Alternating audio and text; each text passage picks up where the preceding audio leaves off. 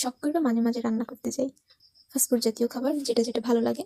তো রান্না করার শেষে এত পরিমাণ হাঁড়ি পাতিল জমে, মানে যেটা আমার ধোয়া লাগবে ছড়াইয়া ছিটা পুরো আমি কিচেনটা রেগুলার করার থেকে খারাপ করি, আর ওগুলো না ধুয়ে আমি পালাই আসি আমার খাবার নিয়ে। তো আম্মুর এক গাদা লেকচার আর বয়ান শুনতে শুনতে আমার ওই দিন পার হয়। সো আমি এখন ঠিক করছি আমি আর পরনির্ভরশীল হবো না। আমি এখন কোনো কিছু করতে গেলে নিজের মতন পাতিল, তারপরে যাবতীয় চামচ টামচ সব ধুয়ে পরিষ্কার করে আসি। নিশ্চয়ই এখন আর আম্মুর কোনো বক্তব্য থাকবে না। ও মা, দেখি আমার বক্তব্য শেষই হয় না।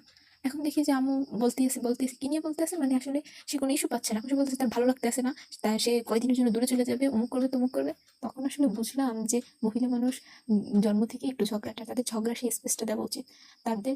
আমি যেমন সব গুছিয়ে রাখি, ওদের ভালো লাগতেছে না, গুছিয়ে না রাখলে এর চেয়ে ভালো আমি গুছিয়ে রাখতাম না। সে অনেকক্ষণ মানে রাগ প্রকাশের মাধ্যম পাইতো, সে সুন্দর ঝগড়া টগড়া করে ঠান্ডা হয়ে যেত।